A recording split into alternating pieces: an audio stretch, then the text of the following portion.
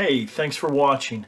Last time we talked about the Paleolithic world. We talked about those people that lived during what we refer to as the Old Stone Age, those nomadic hunter-gatherers that are roaming around, living in temporary dwellings, just hunting, gathering food to survive. And today we're going to be talking about the Neolithic world. We're going to be talking about what we refer to as the New Stone Age. So these small groups of those nomadic hunter-gatherers are going to finally settle down. The Ice Age is going to come to an end. The climate's going to change, and they're going to develop new ways of living. We call this time period the Neolithic Revolution or the Agricultural Revolution. Revolution meaning that there are major changes. So as a result of these climatic changes at the end of the Ice Age and learning new ways to get food, life completely changes for mankind.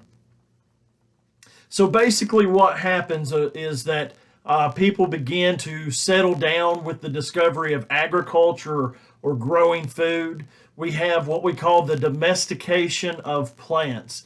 What happens is instead of going and obtaining these wild plants, these wild fruits, berries, and nuts, people begin learning to plant them and harvest them on their own.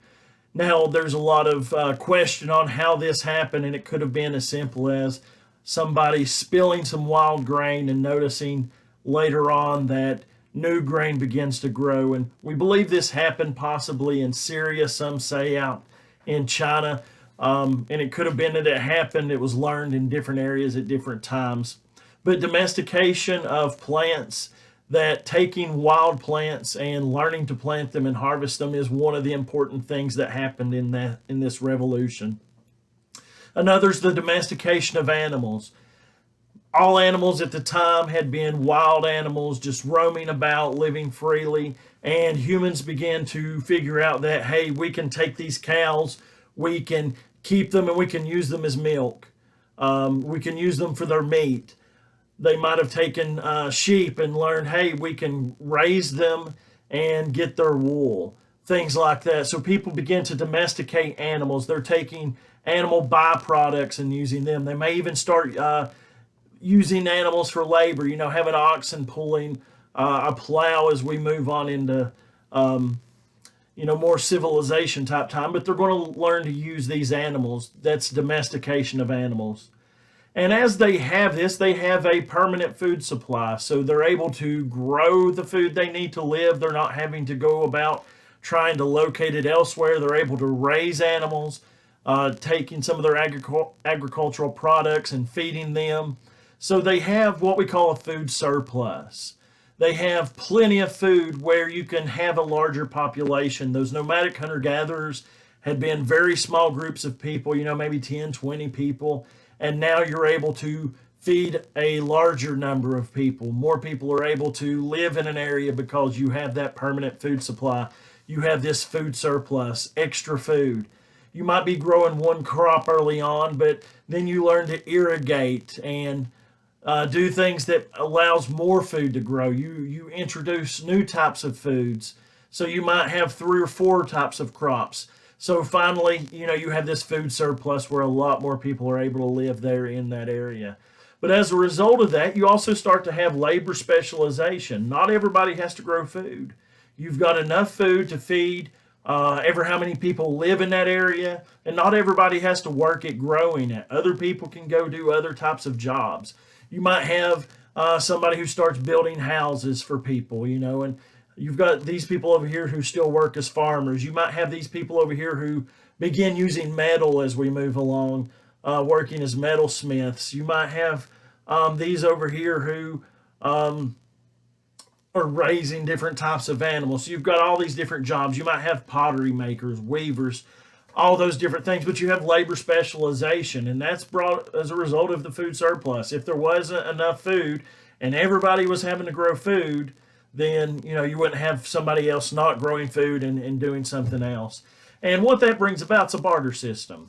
A barter system is simply an economic system in which goods and services are traded. You don't have cash as an exchange. So you might have Adam over here who's growing food. And you've got Bob over here who's a weaver.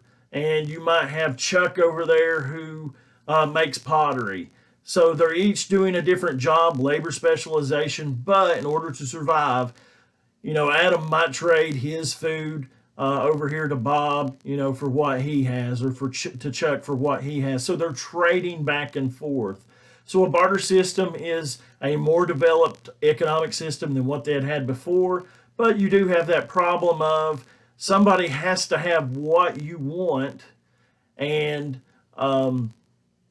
you have to have what they want to make that trade. Otherwise, you're going to different people having to get something and bring it back to take to the other person, even to get what you want. So it is a little bit of a complicated system. Once money's offered as an exchange, then you assign dollar amounts or whatever to each thing in that system. But other than that, it's simply trading back and forth in order to survive, in order to get those things that you want. So now they're settled down. They have this food supply. They're not planting a garden, running off, leaving it. They're going to stay in one area. So they're not going to live in these tent-like structures. They're not going to live in these lean-tos. You're not going to be going from cave to cave living. So you're going to have to build permanent structures. So you start seeing buildings such as mud brick huts, more permanent structures built so that they're living in one area and they're not having to, create a new house every few weeks or anything like that. Now, not only do they have new sources of shelter, but they also have new sources of clothing.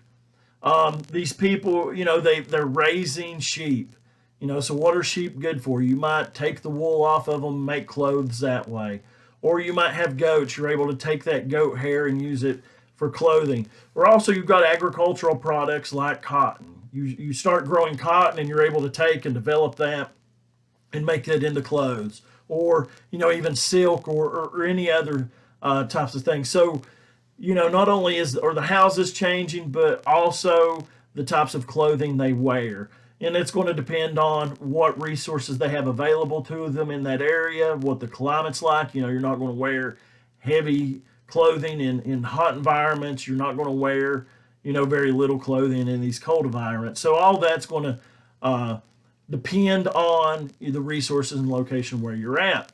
But all these things are showing that there's a major change in life. People aren't living that nomadic, hunter-gathering type life that they had lived in Paleolithic times. They begin to settle down and live because of the Neolithic Revolution. And as people start developing more culture and such, we're going to see even greater changes as you get into individual civilizations. But that's a different story for another day. Thanks for watching. Click on some of my other videos. Check them out if you've not already seen them. Hit that subscribe button to follow. Thanks for watching.